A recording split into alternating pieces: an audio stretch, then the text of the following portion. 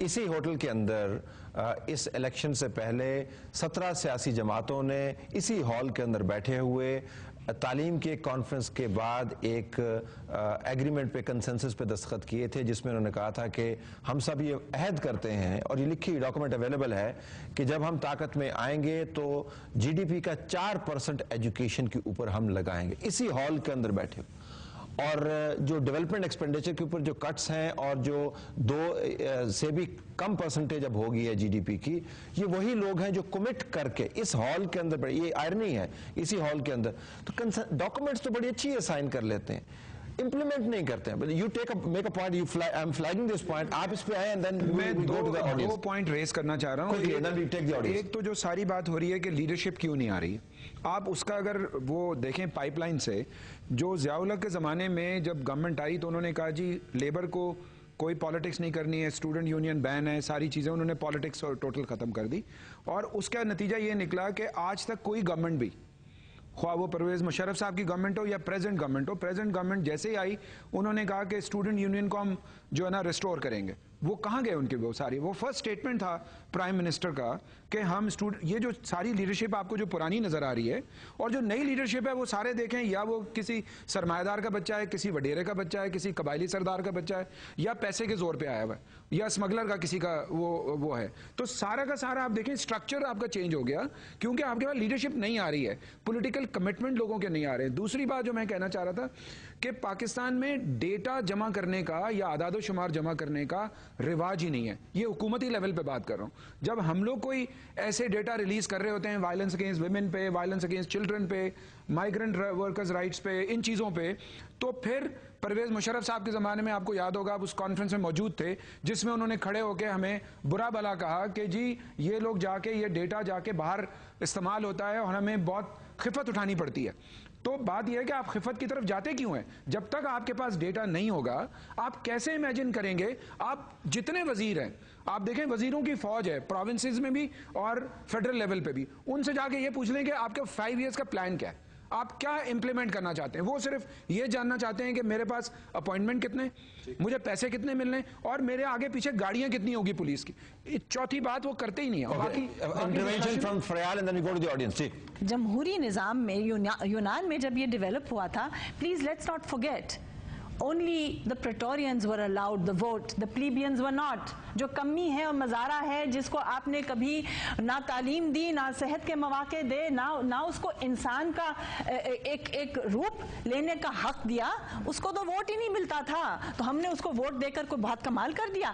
میں چیلنج کرتی ہوں آج آپ کے اس پروگرام کے توسط سے کہ میں ایک وڈیرے پارلیمنٹیرین کے ساتھ جانا چاہوں گی اس گاؤں میں اور اس کو برقع پہنا کر لے جاؤں گی، اور میں اس مزارے سے پوچھوں گی اور اس مزارے کی بیوی اور اس کی بیٹی سے پوچھوں گی کہ اگر تم آزاد ہوتے اس خوف سے تو کیا تم اس شخص کو ووٹ دیتے؟ اور میں وڈیرے کو اس برقعے میں ہی رکھوں گی تاکہ وہ روپوش رہے اور پتہ نہ لگے کہ وہ جو خوف ہم پر طاری کرتا ہے وہ ہمارے ساتھ بیٹھا ہوا ہے. آج پھر سچ بولا جائے گا. تبدیلی تو بہت بڑی ہوگی اگر وڈیرا برقعے کے اندر چلا جائے تو. وڈیرے کو برقعے میں ڈالنا ہی تو مسئلہ ہے، اس کو برقعہ کس طرح ڈالا جائے. Let me now go to the audience. جی آپ سوال کرنا چاہیں. جی محترم. جی میرا نام محمد ارشاد ہے. تو میں فریال صاحبہ سے یہ سوال کرنا چاہتا ہوں، اور جیسے کہ انہوں نے رائٹس کی بات کی، انوائرمنٹس کی، تو پہلا جو سٹیپ ہے وہ میں یہ کہنا چاہتا ہوں کہ ہم جتنے بھی لوگ حال میں بیٹھے ہیں ماحولیات میں، انوائرمنٹس میں میٹھا پانی آتا ہے، سویٹ واٹر، تو ہم کتنا سویٹ واٹر ضائع کرتے ہیں، ہر طرح سے ضائع کرتے ہیں. اسی طرح ہمارا اریگیشن واٹر ہے وہ بھی سویٹ واٹر ہے، وہ ہم کتنا ضائع کرتے ہیں، ہم یہ لوگ کتنا ضائع کرتے ہیں. اور جو ہمارے موٹر وے کے ارد گرد سرکنڈے ہیں، وائلڈ ٹریز ہیں، اس کی جگہ اگر ہم فروٹ پلانٹس لگا دیں، خوبصورت درخت لگا دیں تو کتنا ماحول ہمارا اچھا ہوگا. میرے دوست قریشی صاحب میرے پاس بیٹھے ہیں، ہم ہر لیول پہ بے شمار دفعہ یہ سی ڈی اے میں فروٹ پلانٹس، کتنی ہماری زمین ہماری کھلی پڑی ہے، دامنے کو کی طرف وائلڈ ہے، ہم وہاں فروٹ پلانٹ لگانا چاہتے تھے ہائی وے کے قریب مظفر آباد تک. تو کیوں نہیں لگا پائے؟ یہ بتا کیوں نہیں لگا؟ ہم جب ہر لیول پہ گئے ہم یہ کام کرنا چاہتے ہیں، انہوں نے کہا فری کرے. ہم نے کہا کہ 1/4 آپ دیں، اس کے بعد فروٹ پلانٹ یا 10 سال یا 5 سال تک اس فروٹ پلانٹ کو ہم کنٹریکٹ پہ دیں گے. اور نتیجہ کیا نکلا؟ آخر میں ہوا کیا؟ لیکن किसी ने कोई बात नहीं किसी ने कोई बात को चेंज नहीं किया गया, ना कोई करना चाहता। अच्छा, thank you very much. Respond to that कि जी कि हमारे अपने जो रवैये हैं पानी के बारे में जरा देखें तो सीखें। जी वो मेरे ख्याल में आपने बहुत अच्छी बुनियादी अहम बातें कही हैं, इसका शुक्रिया आपको। बजाते या बतौर एक कौम के हम एक बहुत गैर जिम्मेदाराना एक रवैये का इजहार करते हैं अपनी हर हरकत में जिस तरह से हम चलते हैं, उठते हैं, बैठते हैं, हम खासे बदतमीज़ लोग हैं। हमने सिर्फ पानी का ज़या नहीं किया, हम तो खुराक जिस तरह से शादियों पर फेंकी जाती है, आप प्रेसिडेंट्स हाउस के किसी दावत पे चले जाएं, अपने घरों में हालात देखें। हमें तो इतनी तमीज़ नहीं है कि कूड़े को थैले में तमीज़ से दरवाजे के बाहर रख जाएं कि शायद सॉलिड वेस्ट मैनेजमेंट वाले आके ले जाएं, जो अब उन्होंने ले जाना शुरू किया कुछ इलाकों से। ठीक है, हमने इसको अपनी ज़ाती जागीर भी समझी हुई है, जिसको हम जिस तरह अपनी मर्जी से इसको हम ट्रीट करें, और एट द सेम टाइम हमने इसको एक तरह से साइड पे भी कर दिया कि जी हमारा ऐसे कोई ताल्लुक नहीं, इस धरती से हमारा ताल्लुक नहीं। ऑडियंस एनीबडी वांट्स टू जी मोहतरमा आप। My name is Asma Mushtaq and I am a lawyer, practicing lawyer in Rawalpindi courts. मेरा क्वेश्चन ये है कि हम गवर्नमेंट को अगर for instant for the time being side पे रख दें और हम ये ना सोचें कि कौन से बिल बनने चाहिए, कौन सी लेजिस्लेशन होनी चाहिए जो नहीं हो रही, और पॉलिसीज़ हैं जो नहीं बन रही, वो सब ठीक है, लेकिन 1-to-1 as a personal capacity हम सब की क्या राइट्स हैं और हम सब की टुवर्ड्स अदर्स राइट्स क्या रिस्पॉन्सिबिलिटीज़ हैं। ऑन ग्रॉस रूट लेवल हम कितना काम कर सकते हैं और जो नहीं कर रहे। तो इंडिविजुअली अगर हम काम करें तो क्या उससे तब्दीली आ सकती है, नहीं आ सकती? तो कितने बड़े स्केल की तब्दीली होगी? मैंने पहले भी अर्ज की थी कि पाकिस्तान की जो सोसाइटी है, स्टेट नहीं, सोसाइटी की स्ट्रेंथ्स भी बहुत हैं। मैं आपको उसका एक एग्जांपल देती हूँ, क्योंकि मेरा ताल्लुक सेहत के शोबे से है।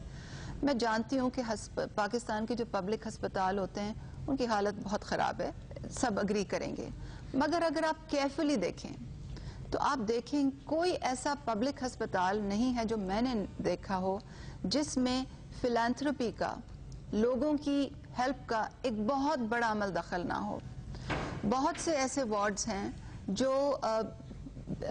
आई वुड से 90% फिलैंथ्रोपी के ऊपर चलते हैं। लोगों को सिर्फ ये एतमाद होना चाहिए कि जो लोग हमारे पैसे को, हमारी ज़कात को, हमारी डोनेशंस को हैंडल कर रहे हैं वो ट्रांसपेरेंट हैं और उसको अच्छी तरह लगाते हैं। तो हमें ये बात कभी नहीं भूलना चाहिए कि पाकिस्तान की जो कौम है वो बहुत रिजिलियंट है, वो बहुत गिविंग है, मगर जो आपका सवाल था वो बहुत स्ट्रेटेजिक है कि क्या उससे तब्दीली आ सकती है। बड़े पैमाने की तब्दीली, उससे बड़े पैमाने पे तभी तब्दीली आ सकती है जब रियासत उस पोटेंशियल को हार्नस करे। फिलैंथ्रोपी को आप कैसे पूल करें, कैसे मैकेनिज्म्स बनाएं कि ट्रांसपेरेंटली उसकी डिसबर्समेंट हो, कैसे उस पूल ऑफ रिसोर्सेज को आप ब्रॉडर सोशल प्रोटेक्शन अरेंजमेंट्स में यूज करें।